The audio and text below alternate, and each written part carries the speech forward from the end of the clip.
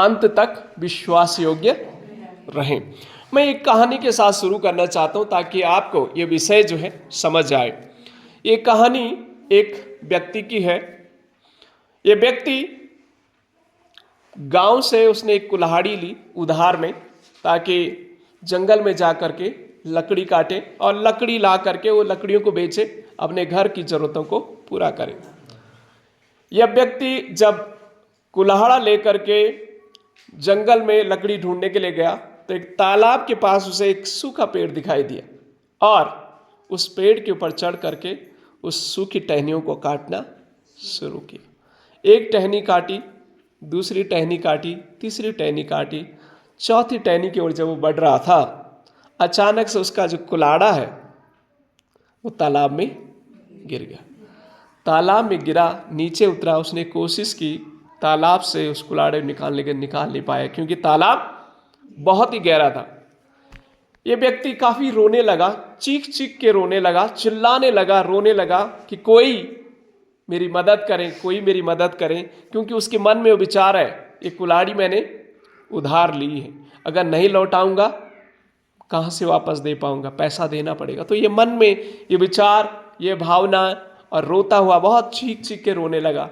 उसी रास्ते से एक परमेश्वर का भक्त गुजर रहा था, रास्ते से जा रहे थे। जैसे उन्होंने इस व्यक्ति की आवाज़ को सुना तो करीब आए और उन्होंने कहा, भाई साहब क्या हो गया? तो इन्होंने अपनी पूरी कहानी उसे बताई कि ऐसे मैंने किसी से कुल्हाड़ी लाई थी, लकड़ी काट रहा था, तालाब में गिर गई, कोशिश कर रहा हूँ लेकिन बहुत कुआं गहरा है, निकाल नहीं पाऊंगा, क्या आप मेरी मदद कर सकते हैं? इस परमेश्वर के भक्त ने कहा, थोड़ा ठहरिए, मैं आपकी मदद करने की कोशिश करता हूँ। परमेश्वर के भक्त ने प्रार्थना की और जैसे प्रार्थना की उसका कुल्हाड़ा का जो डंडा है लेकर के उस तालाब में फेंका और पल भर में उस डंडे में एक कुल्हाड़ी आई। जैसे इस व्यक्ति को दिखाया, इसने देखा, कहा सॉरी ये मेरी कुल्हाड़ी, क्योंकि वो सोने की कुल्हाड़ी निकली वहाँ से। तो ये व्यक्ति फिर भी रोने लगा कि भाई ये तो मेरी कुल्हाड़ी है नहीं, मेरी कुल्हाड़ी तो लोहे की कुल्हाड़ी है। इस व्यक्ति ने, परमेश्वर के दास ने, फिर से उस डंडा को लिया, कुल्हाड़ा का जो डंडा, पानी में फेंका।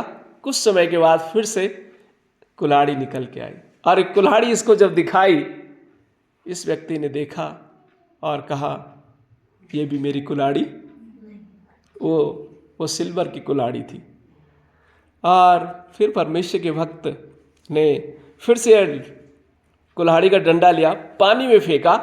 कुछ समय के बाद फिर से कुल्हाड़ी उसमें आ गई और इसको दिखाया कि बहुत खुश हुआ और कहा मैं आपका लाख लाख धन्यवाद करता हूँ, ये मेरी वास्तविकता में कुल्हाड़ी ये मेरी है। वो जो दो कुल्हाड़ी आई वो मेरी नहीं थी।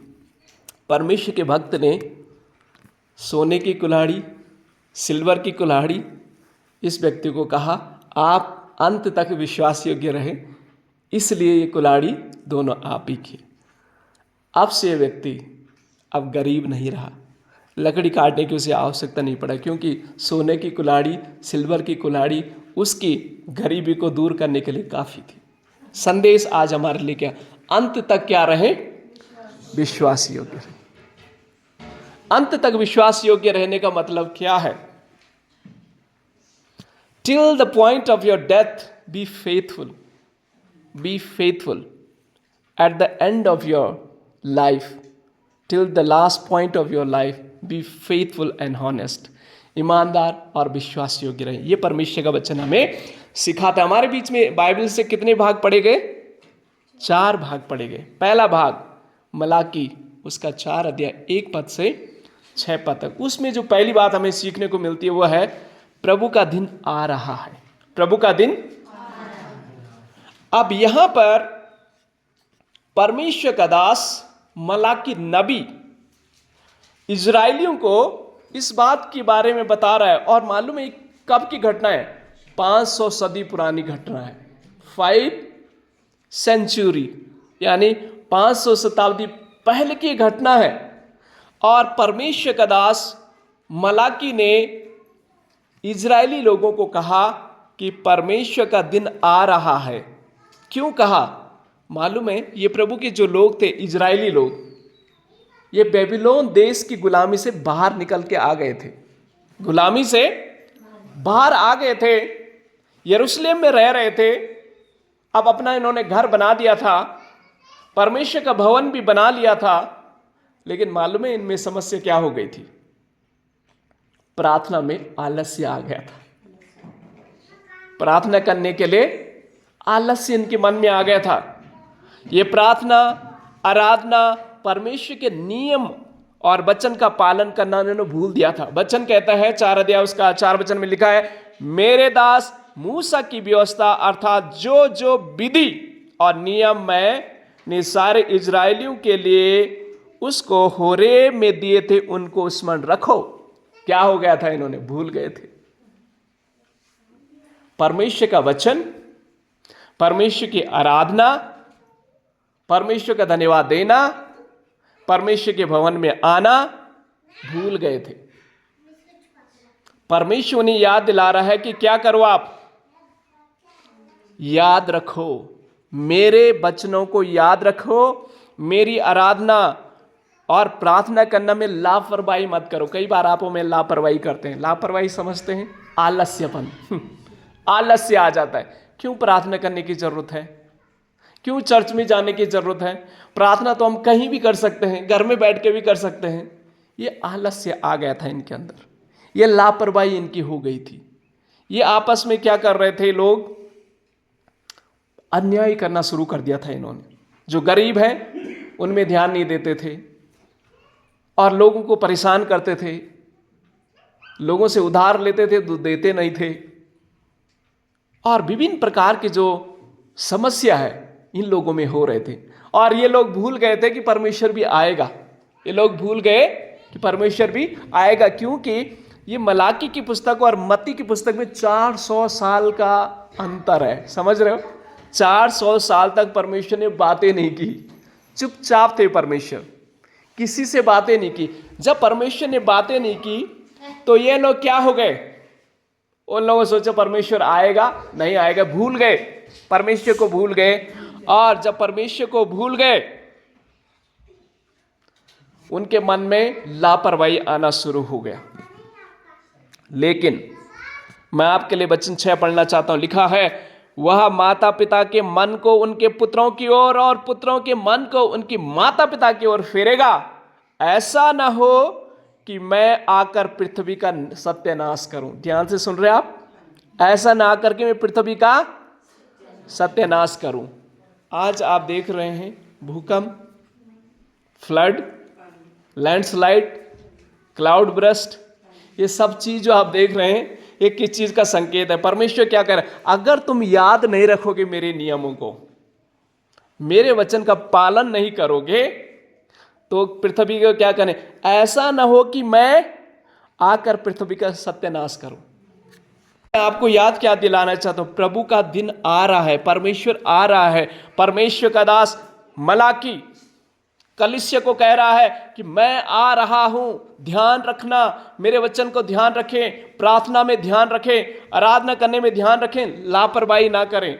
लापरवाही करेंगे तो क्या होगा? सत्यानाश होगा। किसका होगा? आपका होगा, मेरा होगा। आज लापरवाही की वजह से कितने लोगों को जान देनी पड़ती है। एक व्यक्ति की गलती से कई लोगों को अपनी जान को देना पड़ा। निर्दोष लोग भी चले जाते हैं। उन बच्चों का क्या दोष जिनको अभी मालूम ही नहीं कि पाप क्या होता है, गलती क्या होती है। किसकी वजह से हो रहा? हम लोगों की वजह से हो रहा। परमेश्वर का वचन क्या है? मैं आ रहा हूं, सावधान रहें। मेरी प्रार्थना में, आराधना में, भलाई करने में, लोगों की मदद करने में, ईमानदार रहने में, अंत तक विश्वास योग्य रहने में बने रहें। अंत तक विश्वास योग्य बने रहे, तब मैं तुम्हें प्रतिफल दूंगा। जैसे मैंने कहानी बताई, अंत तक विश्वास योग्य रहा, सोने की कुल्हाड़ी और सिल्वर की कुल्हाड़ी उसे मिली। क्यों? क्योंकि अंत तक क्या रहा? स्वार्थ था, ना लोभ था, इसलिए उसे आशीष मिली। तो परमेश्वर आ रहा है। आज अगर आप लोभ, लालच, स्वार्थ को लेकर के चल रहे हैं तो यहीं डूब जाओगे, यहीं सब छूट जाएगा। लेकिन अगर आप विश्वास योग्य हैं, ईमानदार हैं, परमेश्वर आएगा। वचन कहते हैं मैं तुम्हें अंत में मुकुट देने जा रहा हूँ। ये इस चीज़ का संकेत है। जो मैं पहनता हूँ मुकुट है परमेश्वर का, याद दिलाता कि मुकुट परमेश्वर में ले रखा हुआ है।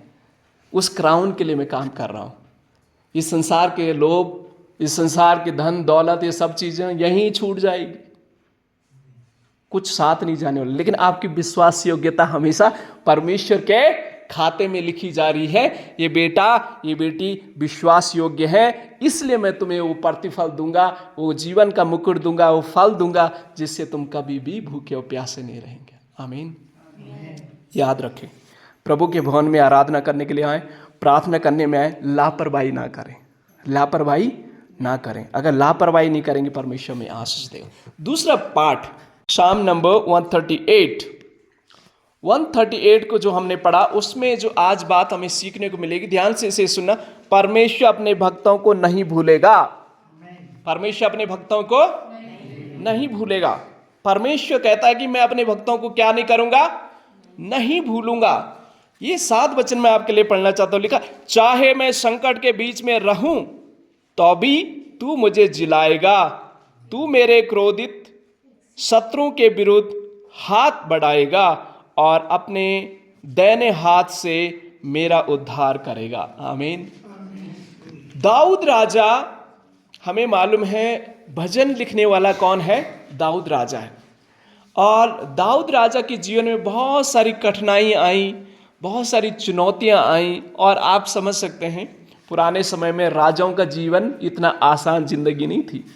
राजमहल में तो रहते थे, अच्छे वस्त्र में तो सोते थे, लेकिन मन में डर रहता था कोई दूसरा बलवंत राजा आकर के आक्रमण न कर ले, सेना में हमारे राज्य के राजमहल को लूट न ले। तो ये डर रहता था, ये मन में भय रहता था। और राजा दाऊद को भी ये डर था, क्योंकि राजा दाऊद बलवान तो था, सामर्थ्य था, उसने कई राजाओं को हराया और कई राज्यों का धन संपत्ति को ला करके अपने राजमहल में लेके आया, यरूशलेम में लेके आया। अब दाऊद भी मन में क्या है, लिखा है, चाहे मैं संकट के बीच में रहूं तो भी तू मुझे जिलाएगा, तू मेरे क्रोधित शत्रुओं के विरुद्ध हाथ बढ़ाएगा और अपने दाहिने हाथ से मेरा उद्धार करेगा। दाऊद क्या कह रहा है, हे प्रभु मैं संकट में हूं, राजा चारों तरफ से मुझे नुकसान पहुंचाने के लिए आ रहे हैं, लेकिन मेरी जिंदगी परमेश्वर आप ही बचा पाओगे। आमीन। विश्वास देखे दाऊद का विश्वास अपनी आर्मी पर नहीं है, अपनी सेना में नहीं है। दाऊद का विश्वास अपने राजमहल में नहीं है। दाऊद का विश्वास अपने उन तमाम प्रकार की जो राजमहल में उसके गेट लगे हुए हैं, लोहे के गेट होंगे, लोहे के फाटक होंगे, पत्थर के फाटक होंगे, सुरक्षा होगी, सेना खड़ी होगी, बलवंत सेना होगी, उसका उन पर विश्वास नहीं। किस पर है? परमेश्वर पर। वो जानता है कि परमेश्वर अपने भक्तों को भूलता नहीं है।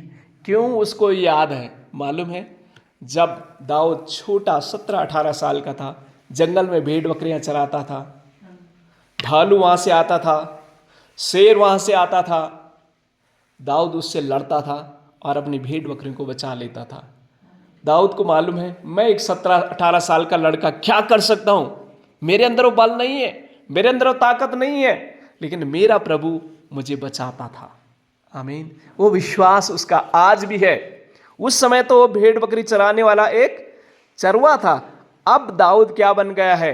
राजा बन गया। लेकिन आज भी उसके मन में घमंड नहीं है, विश्वास योग्य, आज भी वो विश्वास योग्य है।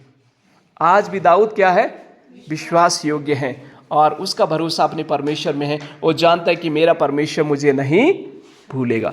मेरे प्रिय बहनों, प्रिय भाइयों, आज जो है आप दाऊद से सीख सकते हैं। वो राजा बन गया, लेकिन उसका भरोसा अपने में नहीं, कहा किस पर है? परमेश्वर पर है। वो विश्वास योग्यता देखिए उसकी। जब वो छोटा था, चरवा था, परमेश्वर पर विश्वास था। अब राजा बन गया, अभी भी उसका भरोसा किस पर है? परमेश्वर पर है। जब आप छोटे थे, जब आप गरीब थे, जब आप मुश्किलों में थे, संकट में थे, उस समय परमेश्वर को पुकारते थे। लेकिन जब आप बड़े हो जाते हैं तो हम सोचते हैं अब तो मैं सब कुछ कर सकता हूं, मेरे पास पैसा है, अब मेरे पास अच्छा स्वास्थ्य है, अब मेरे पास अच्छा घर है, सब कुछ मेरे पास है, मुझे क्यों परमेश्वर की जरूरत है? जो ऐसी समय में परमेश्वर को पुकारे जब सब कुछ उसके पास है, वो है सही विश्वास योग्य व्यक्ति। परमेश्वर आज ऐसी आपके जीवन में देखना चाहता है। क्या आप और मैं ऐसे विश्वास योग्य हैं? दाऊद कहता है, 2 वचन में लिखा है, मैं तेरे पवित्र मंदिर की ओर दंडवत करूंगा और तेरी करुणा और सच्चाई के कारण तेरा नाम का धन्यवाद करूंगा। देखिए दाऊद जो है, उसका जो विश्वास और भरोसा अपने परमेश्वर पर है। तो आपका विश्वास और भरोसा किसके ऊपर होना है? परमेश्वर के ऊपर होना है, और वही परमेश्वर हमसे चाहता है। और वचन 3 कहता है, जिस दिन मैंने पुकारा उसी दिन तूने मेरी सुन ली। देखिए दाऊद को आज विश्वास है कि परमेश्वर जो है उसकी प्रार्थना को क्या करता है? सुनता है। आमीन। क्या आप और मेरा ये मन में विश्वास है कि परमेश्वर हमारी प्रार्थना को क्या करता है? सुनता है। परमेश्वर हमारी प्रार्थना को क्या करता है? सुनता है। और परमेश्वर जिंदा परमेश्वर है, परमेश्वर सच्चा परमेश्वर है, और परमेश्वर अपने लोगों की प्रार्थना को सुनता है। परमेश्वर अपने भक्तों को भूल नहीं जाता। दाऊद इस चीज को याद करता है। और वचन 1 कहता है, मैं पूरे मन से तेरा धन्यवाद करूंगा। आमीन। क्या आज आप और मैं परमेश्वर का पूरा मन के साथ धन्यवाद करते हैं, या अधूरा मन? पूरा मन का मतलब क्या होता है? होल हार्ट है। क्या है इसका मतलब? पूरा मन मतलब आपका देह, आपका प्राण, आपका शरीर, सबके साथ आप परमेश्वर का ताली बजा करके परमेश्वर की आराधना कर रहे हैं। समझ रहे? मिल करके परमेश्वर की आराधना करें, संपूर्ण मन से परमेश्वर की आराधना करें, ताली बजा करके, मुंह से गाते हुए, परमेश्वर के वचन सुनते हुए। ठीक है। और आराधना में कलीसिया में धूपदान भी होता है। उसका मतलब क्या है? स्मेल जो उसकी आती है, किसकी? लोभान की। उससे भी हम क्या कर रहे हैं? आराधना कर रहे हैं परमेश्वर की। समझ रहे? कैंडल की जो स्मेल आती है, उससे भी हम क्या कर रहे हैं? परमेश्वर की आराधना कर रहे हैं। यानी हमारा पूरा हृदय क्या कर रहा है? परमेश्वर की। जब हम देखते हैं परमेश्वर की वेदी को, यहाँ पर देखते हैं, आंखों से भी परमेश्वर की आराधना करें, संपूर्ण हृदय के साथ परमेश्वर की आराधना कर रहे हैं। तो दाऊद क्या कहते हैं? पूरे मन के साथ तेरा धन्यवाद करूंगा, तन मन और धन के साथ परमेश्वर तेरा धन्यवाद करूंगा। तो ऐसा हमें करने की आवश्यकता है। 6 वचन इसमें लिखा है, यद्यपि यहोवा महान है तो भी वह नम्र मनुष्य की ओर दृष्टि करता है, परंतु अहंकारी को दूर ही से पहचान लेता है। ध्यान से सुना आपने? यद्यपि यहोवा महान है तो भी वह नम्र मनुष्य की ओर दृष्टि करता। आमीन। दाऊद अभी राजा है, लेकिन उसके अंदर घमंड नहीं है, अहंकार नहीं है, अभी भी वो नम्र है। और कहता है कि परमेश्वर आप नम्र लोगों पर दृष्टि करते, अहंकारी को दूर से ही पहचान लेते। देखो अहंकारी को कब पहचानते आपो में? तब पहचानते हो जब लड़ाई झगड़ा करता है, लेकिन परमेश्वर के वचन को दूर से ही पहचान लेते हैं अहंकारी। तो दाऊद क्या कह रहे हैं? परमेश्वर अपने भक्तों को नहीं भूलता। जो नम्र है, जिनका भरोसा उस पर है, उनको कभी परमेश्वर भूलता नहीं। तो परमेश्वर हमें याकूब की पत्री उसका 2 अध्याय उसका 14 वचन से 26 वचन तक हमने पढ़ा, और इसमें जो हमें सीखने को मिलता है वो है, तीसरी बात, विश्वास को कार्य करने दें। लिखा है याकूब उसका 2 अध्याय उसका 14 वचन लिखा, हे मेरे भाइयों, यदि कोई कहे कि मुझे विश्वास है पर वह कर्म ना करे तो उसमें क्या लाभ? क्या ऐसा विश्वास कभी उसको उद्धार कर सकता है?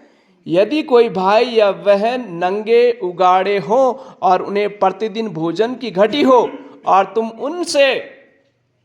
कोई उनसे कहे कुशल से जाओ, तुम गर्म रहो और तृप्त रहो, पर जो वस्तुएं देह के लिए आवश्यक है वह उन्हें ना दें तो क्या लाभ? वैसे ही विश्वास भी है, यदि कर्म सहित ना हो तो अपने इस स्वभाव में मरा हुआ है। और मालूम है 2 व्यक्तियों का यहां पर उदाहरण दिया गया है। विश्वास को कर्म से यानी कार्य से हमें प्रकट करना है। विश्वास को कार्य से प्रकट, 2 लोगों का उदाहरण इसमें दिया गया है। एक उदाहरण है अब्राहम का, दूसरा है राहाब वेश्या का। अब्राहम ने क्या किया? परमेश्वर ने कहा अब्राहम आपको 100 साल में एक पुत्र मिला है, उठा करके इसको बलि करो। अब आप थोड़ा सोचिए, अगर मेरे 80 बच्चे भी होंगे ना और मुझे कोई कहे एक को कुर्बान करो, इंसान को छोड़ो, बंदर को आप देखो, बंदर के छोटे बच्चे को आप थोड़ा छेड़ो, तब आपको बताएगा बंदर, है ना। बंदर को आप छोड़ो, कुत्ते को आप देखो, कुत्ते के छोटे बच्चे को आप थोड़ा छेड़ के देखो, काट डालेगा। अब आप थोड़ा सोचिए, वो है विश्वास। परमेश्वर ने अब्राहम से कहा अब्राहम जा करके इस बेटे इसहाक को कुर्बान करो। इसका हृदय देखिए, उसकी विश्वास योग्यता देखिए। उसे मालूम है 100 साल में परमेश्वर ने एक बेटा दिया। मन में आया होगा ये परमेश्वर की आवाज है किसी शैतान की है, शंका संदेह मन में आया होगा। लेकिन वो क्या था? कान से परमेश्वर की आवाज सुनने में बहुत ही स्पष्ट था। उठा करके अपने बालक को ले गया, लकड़ी रखी होगी, जब रास्ते में गया होगा बेटे ने कहा होगा पिता आप कहाँ जा रहे हैं? पिता ने कहा बेटा हम बलि चढ़ाने के लिए जा रहे हैं। बालक ने कहा होगा पिता वो भेड़ कहाँ है, बकरी कहाँ है जिसको आप चढ़ाएंगे? पिता ने कहा होगा बेटा परमेश्वर इंतजाम करेगा। लेकिन उसके हृदय में छुरी चल रही होगी, उसकी हृदय में बहुत दर्द हो रहा, वो उसके शब्द, बेटा के शब्द उसके दिल को फाड़ रहे होंगे, क्योंकि उसको चोट लग रही होगी कि मेरा बेटा ही मुझसे कह रहा है, क्या जवाब मैं उसे दूं? लेकिन मन में हुई हे परमेश्वर तूने कहा है, तू विश्वास योग्य है, जब तू 100 साल में मुझे बच्चा दे सकता है, अगर इस बच्चे को भी ले लेगा मुझे विश्वास है तो जरूर मुझे फिर से देगा। वो है विश्वास योग्यता, वो है चला जाता है, लकड़ी लगा देता है बलि के लिए, लकड़ी चढ़ाता है। अब बच्चा फिर भी देख रहा पिता वो मेमना कहाँ है? पिता उस बच्चे को उठा करके लकड़ी के साथ बांध देता है। आप सोच सकते हैं बच्चा भी 16-17 साल का होगा, बच्चे ने बचने की बहुत कोशिश की होगी। बुजुर्ग अब्राहम ने पूरी कोशिश अपनी लगाई, पूरा पसीना बहा करके बड़े कसरत किया, उस बेटे को उसमें बांध दिया, हाथ में छुरी ली, मारने ही वाला था। जैसे उसको मारने वाला था परमेश्वर ने कहा अब्राहम मैंने तेरे विश्वास को देख लिया, तो विश्वास योग्य है। बगल में एक मेमना झाड़ी में फंसा हुआ दिखाई दिया और जा करके बच्चे को वहाँ से उतारा, इस मेमने को वहाँ पर बलिदान कर दिया। देखिए विश्वास योग्यता, अंत तक विश्वास योग्य रहना, है ना, अंत तक, लास्ट तक विश्वास योग्यता रहना। तब परमेश्वर ने उसको क्या दिया? आशीष। और अब्राहम को कहा जाता है विश्वास का पिता। क्या आपका विश्वास और मेरा विश्वास ऐसा है? तब तक तो ठीक है, जब तक आपकी शरीर की बीमारी चली गई तो आप विश्वास कर सकते हैं प्रभु पर, हर कोई कर सकता है। अगर आपकी प्रार्थना परमेश्वर ने सुन ली तो विश्वास कर सकते हैं। लेकिन अगर आपकी कोई प्रार्थना ही नहीं सुनी गई, अगर कोई आपको जवाब ही नहीं मिला, फिर भी आप परमेश्वर की उपस्थिति में आते हो, वो विश्वास योग्यता है। That is what God is seeing, that is what God is searching into each and every individual. He wants to know whether he is faithful, trustworthy or not. जब आप और मैं विश्वास योग्य रहते, अंत तक परमेश्वर आशीष देता है। दूसरा उदाहरण एक महिला का लिया गया है। ये महिला का ऐसी थी, वैश्य थी। वैश्य आप समझते हैं, महिला जो अपनी पति को छोड़ करके दूसरों के साथ गलत संबंध बनाने वाली स्त्री, अच्छी स्त्री नहीं थी, इसका व्यापार था। लेकिन देखिए इस स्त्री को, इस स्त्री ने भी परमेश्वर के दूतों की सेवा की, परमेश्वर के दूतों की सेवा की।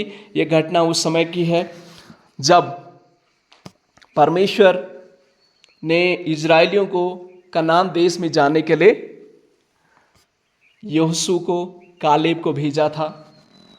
और उसके बाद उस देश को नष्ट करने वाले थे, परमेश्वर के दूत उस देश को नष्ट करने वाले थे। उस समय ये दूतों की राहाब ने क्या की? मदद की। वहाँ के लोग जो हैं इन स्वर्ग दूतों के साथ गलत बर्ताव करना चाह रहे थे, लेकिन इस राहाब ने क्या किया? इन परमेश्वर के दूतों की मदद किया और उन्हें वहाँ से बाहर निकाला। और इसकी मदद के द्वारा परमेश्वर ने राहाब को, उसके घराने को बचाया। आमीन। संदेश मालूम है क्या है आपके लिए, मेरे लिए? आपके लिए, मेरे लिए संदेश परमेश्वर के वचन से ये है, अगर आप और मैं, भले हमारा जीवन, पुराना जीवन गंदा हो सकता है, हमारा बीता हुआ जीवन गंदा हो सकता है, लेकिन अगर आप और मैं परमेश्वर को मौका दें हमारे जीवन को बदलने के लिए, परमेश्वर हमारे जीवन को बदल सकता है। आमीन। परमेश्वर हमारे जीवन को क्या कर सकता है? बदल सकता है। परमेश्वर को मौका दें। यह स्त्री, इसका पुराना जीवन अच्छा नहीं था, लेकिन इस स्त्री ने अपना जीवन किसको दिया? परमेश्वर को दिया, और परमेश्वर ने इसके जीवन को क्या कर दिया? बदल दिया। आज परमेश्वर हर एक का जीवन बदलना चाहता है, लेकिन आप और मैं खुद ही नहीं चाहते कि अपना जीवन किसको दे? परमेश्वर को दे। तो क्या करना है आपको मुझे? विश्वास को कार्य में लगाना जरूरी है। ठीक है? इस राहाब ने ये नहीं कहा चलो मैं विश्वास करती हूं, मैं बच जाऊंगी, मेरे घराना बचेगा। नहीं, उसने परमेश्वर के दूतों की मदद की। अब्राहम ने कहा हाँ परमेश्वर, मैं आप पर विश्वास करता हूं, लेकिन विश्वास तो उसने किया, अपना बेटे को भी लेके गया। कहां करने के लिए? बलिदान करने। अंत तक विश्वास योग्य रहे, फिर परमेश्वर में क्या देता है? आशीष देता। परमेश्वर में आशीष दे। तो विश्वास भी करें और कार्य भी करें। ठीक है? जब आप और मैं विश्वास और कार्य दोनों करेंगे तो परमेश्वर में क्या देगा? आशीष देगा। लिखा है याकूब की पत्री, उसका 2 अध्याय, उसका 26 वचन का, अतः जैसे देह आत्मा बिना मरी हुई है, वैसे ही विश्वास कर्म बिना मरा हुआ है। जो लास्ट अंतिम बात हम सीखेंगे मरकुस उसका 6 अध्याय, उसका 7 वचन से 13 वचन तक। इसमें हम जो चौथी बात सीखेंगे, विश्वासी का कार्य। विश्वासी का कार्य। इस घटना का मैं जस्ट वर्णन आपको करना चाहता हूं। प्रभु यीशु मसीह ने अपने 12 शिष्यों को क्या किया?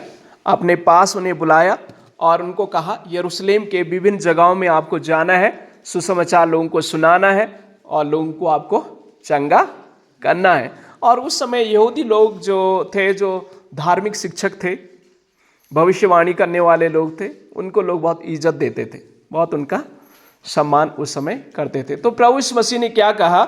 जब इस पूरी घटना को आप पढ़ेंगे, आप बाद में पढ़ सकते। प्रभु यीशु मसीह उन्हें कुछ बातें दैनिक जीवन में उनको जो लागू करने के लिए कुछ बातें उन्हें बताते हैं। मैं जैसे कुछ बात आपके लिए पढ़ना चाहता हूँ। प्रभु यीशु मसीह कहते हैं, 8 वचन का, उन्होंने उन्हें आज्ञा दी, मार्ग के लिए लाठी छोड़ और कुछ ना लो, ना तो रोटी, ना झोली, ना बटुए में पैसा, परंतु जूतियां पहनो और 2-2 कुर्ते ना पहनो। और उसने उनसे कहा, जहां कहीं तुम किसी के घर उतरो तो जब तक वहां से विदा न हो तब तक उसी घर में रहना। ओके, ये पूरी घटना को आप पढ़ेंगे। प्रभु यीशु मसीह उनको कुछ पाठ देना चाहिए, उनको कुछ कार्य दिया। काम क्या है? जा करके लोगों को सुसमाचार सुनाओ। अगर कोई गरीब है उसके लिए प्रार्थना करो, अगर कोई बीमार है उसके लिए प्रार्थना करो, अगर कोई दुष्ट आत्मा से ग्रसित है तो उसके लिए प्रार्थना करो। ये काम परमेश्वर प्रभु यीशु मसीह ने उन्हें दिया, लेकिन उनको ये भी कहा कि आपको कुछ ले जाने की आवश्यकता नहीं है, यानी रोटी ले जाने की जरूरत नहीं है, 2-2 कपड़े ले जाने की जरूरत नहीं। मालूम है परमेश्वर उनको क्या तैयारी और क्या बातें सिखाना चाह रहे थे? परमेश्वर प्रभु यीशु मसीह उन्हें पहली बात तो उन्हें आज्ञा उन्हें दे, जाओ, और वो चले गए। प्रभु यीशु मसीह उनको ये सादगी का एक जीवन सिखा रहे थे। सादगी समझते हैं? सादगी, सादगी का सिंपल मतलब होता है, अगर आपको एक कपड़े से काम चल जाता है तो 10 कपड़ों रखने की आवश्यकता नहीं। वो सादगी का जीवन है, सिंपल लाइफ। ठीक है, सिंपल लाइफ स्टाइल। आज हमारे घरों में अलमारी खोलो तो हम खुद ही परेशान हो जाते कौन सा पहने, लेकिन फादर की ज़िंदगी बड़ी आराम की है, सोचने की ज़रूरत नहीं क्योंकि यही पहनना है मुझे। ये सादगी का जीवन है, इसीलिए ज़्यादा जरूरत नहीं है, यही पहनना है, सोचने की जरूरत भी नहीं है ना, कल सोचने की जरूरत नहीं है क्या पहनेंगे, यही हर संडे को यही पहनना है। लेकिन जिनके पास ऑप्शन नहीं, वो साड़ी है ना, वो मेकअप का सामान, वो बदल बदल के पहनते हैं। वो सादगी का जीवन नहीं है, सादगी का जीवन सिंपल लाइफ है। इस शरीर को क्या चाहिए? एक वस्त्र चाहिए ढकने के लिए, इस शरीर को एक सिंपल भोजन चाहिए एनर्जी के लिए। वही परमेश्वर ने सिखाने चाह रहे थे, और परमेश्वर ने एक उद्देश्य बताए कि आप जहां कहीं भी जाओ तब तक वहां से आना नहीं जब तक उस घर, अगर वो ग्रहण करने वाले तो उन्हें शांति दो, उन्हें आशीष दो, चंगाई दो, ये सब काम वहां पर करो। और प्रभु यीशु मसीह उन्हें ये सिखाने चाह रहे, आपके जीवन का एक ही उद्देश्य है, लोगों की मदद करना, लोगों की सहायता करना और शांति का सुसमाचार लोगों को देना है। वचन 8-12 कहते, तब उन्हें जाकर प्रचार किया और मन फिराओ, और बहुत सी दुष्ट आत्माएं निकला और बहुत से बीमारों पर तेल मल करके उन्हें चंगाई मिली। आमीन। देखो किसने चंगाई की? परमेश्वर प्रभु यीशु मसीह ने। चंगा करने वाला कौन है? प्रभु यीशु मसीह। दुष्ट आत्माओं को निकालने की सामर्थ्य कौन देता है? प्रभु यीशु मसीह। परमेश्वर हमारे जीवन को आशीष देने वाले परमेश्वर है।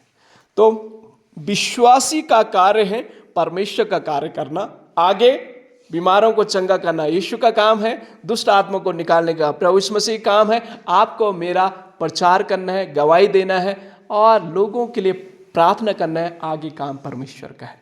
तो परमेश्वर आपको मुझे भी यही संदेश देना चाहते हैं।